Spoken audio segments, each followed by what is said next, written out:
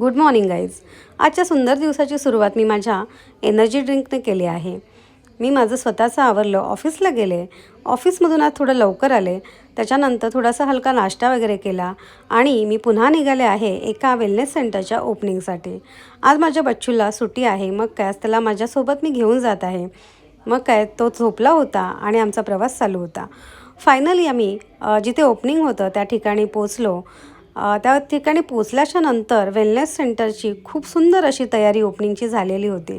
आम्ही जे मिशन हाती घेतलं आहे फिट इंडिया मिशन, त्याच्यामध्ये ऑनलाईनसोबत लोकांना ऑफलाईनही वर्कआउट करता यावं त्यासाठी ही सर्व आमची धडपड चालू आहे.